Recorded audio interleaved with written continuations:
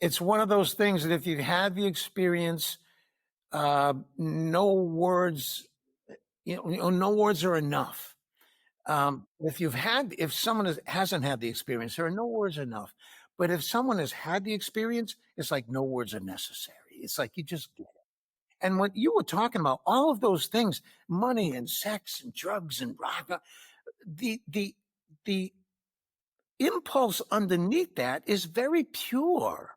That's actually a pure impulse. It's just being reacted to like caricatures. And it's like I tell a child, hey, we're going to go fly a plane. And the kid jumps in the plane and starts flying. Whoa, whoa, whoa, whoa, whoa. Wait. First, let's learn how to fly. So that's a good thing. I mean, I really believe that the people who are seeking drugs and pornography and everything, underneath that is a very pure impulse. We just need to open and expand. Don't rush ahead. Don't react, because the body mind system reacts before you actually even experience something fully. The body and mind system is already reacting. It's already trying to put two and two together, and it doesn't even know what a two is yet. And so that what you were doing when you turn your attention to the breath, you kind of unplug that chatter in the mind and you soothe the body. So now the body mind system isn't pushing and pulling on you. And in that space of stillness and silence and presence, that's when you hear the voice of spirit. You can't hear it if your mind is like immediately talking to you and your body is actually automatically reacting. There's no space for the quiet voice of spirit to be heard. And so breathing creates that space, and you don't have to look for it. It just emerges from, like when clouds lift, the sun is there, When the sun melts on the top of a mountain peak, the mountain peak is there. You don't have to dig, you don't have to look. There's something natural that takes place. And breathing kind of connects us to something, a natural flow, not a reactionary flow. And I think most people have learned to run on adrenalized energy, and they're not running on genuine energy. And so the more you're addicted to adrenalized energy, the more difficult it is to connect with genuine energy. So it's a catch-22. And that's why I build those things into the breath. Like, you can't take a step forward until you let go, until you relax. You can't even see anything until you open your eyes. And so there are certain basic steps we need to take, and we use breath work to get practical ways of taking those steps that lead to what you're talking about. And you give it a certain way of phrasing it, but my father was out fishing one day, and the sparkles on the water, God started talking to him through the sparkles on the water. No, your way is your way, my way is my way. But in that moment, we're in a common state. We're in a similar state of openness and not driven and not reactionary. And that's when these moments happen. And sometimes it takes a crisis like that. Desperation is a great motivator.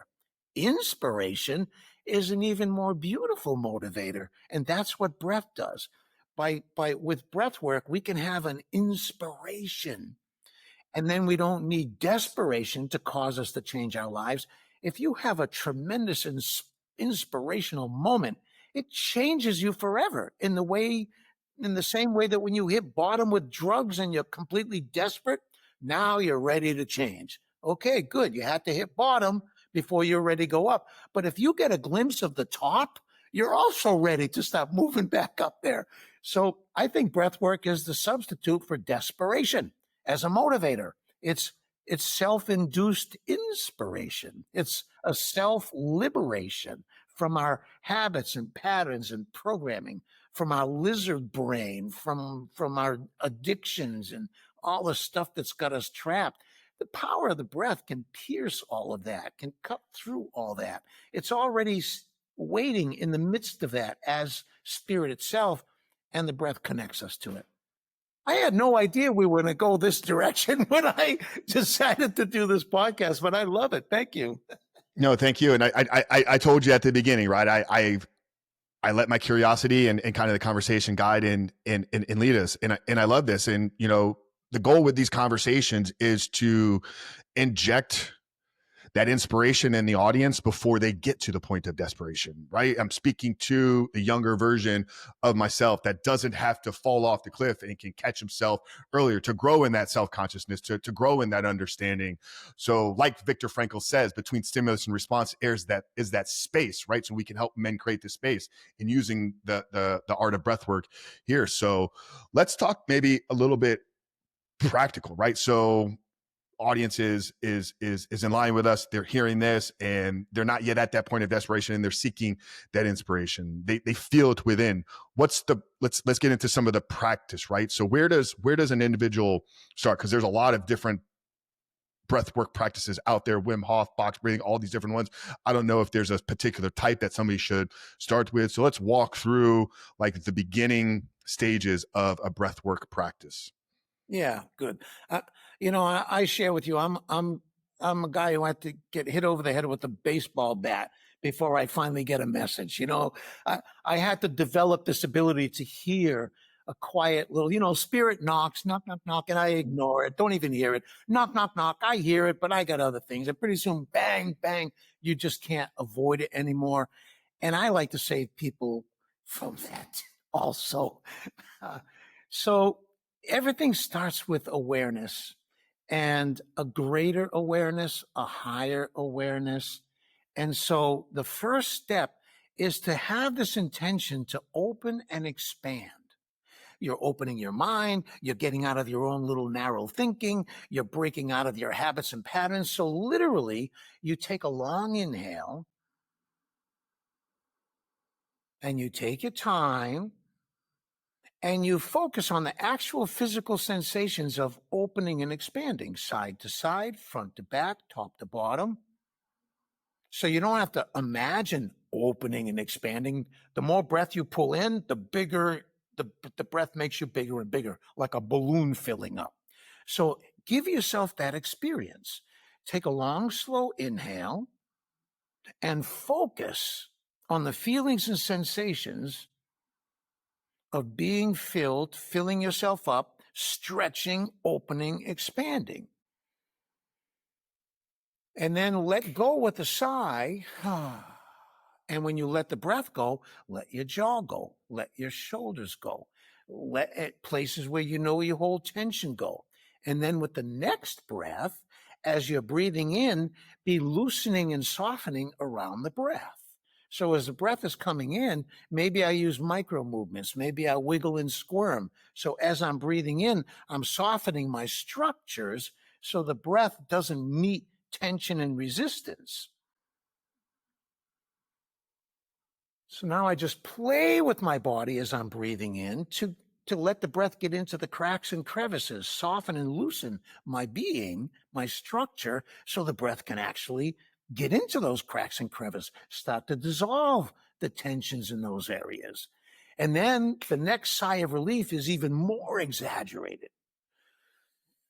And think theatrical, exaggerated, dramatic sigh of relief. We need to get that message to the lizard brain.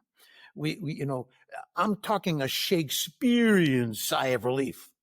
You're a Shakespearean actor. You come out onto the stage and you got to give yourself, this is basically a sigh of relief, a long inhale and then the exhale. It's basically a sigh of relief. And you want to take that. It's not even a skill. It's not an exercise. It's not a technique. Everybody knows how to do it.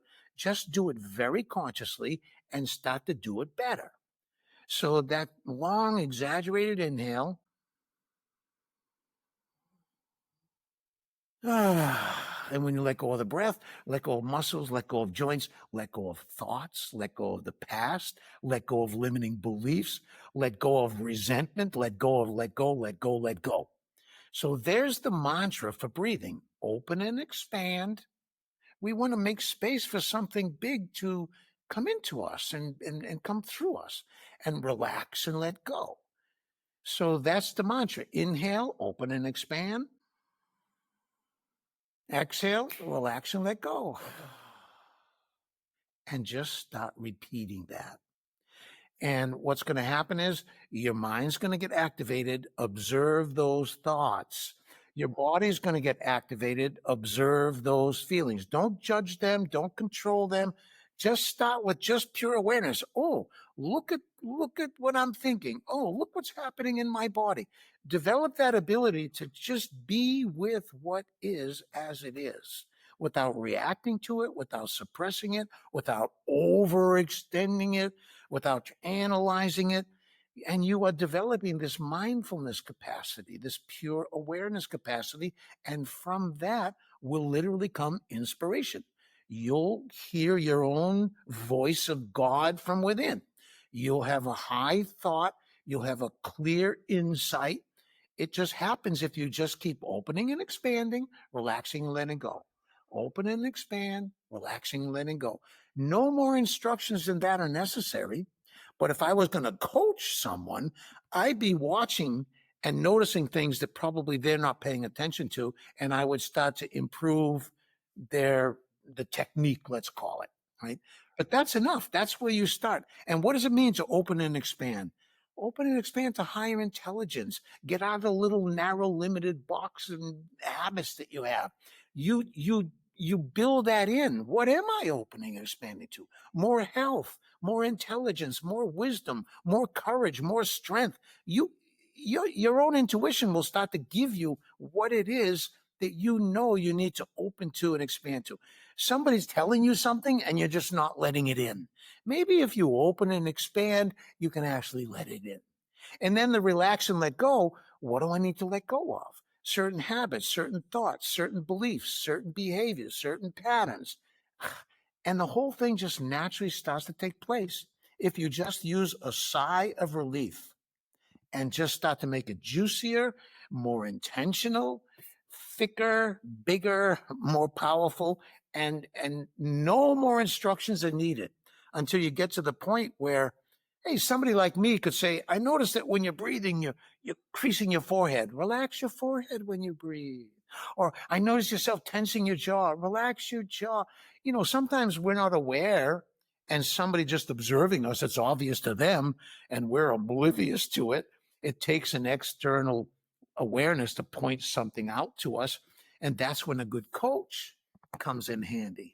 But we need to start the work on ourselves. Even before you even have a coach, you got to get yourself into the game. And then you start looking for a coach.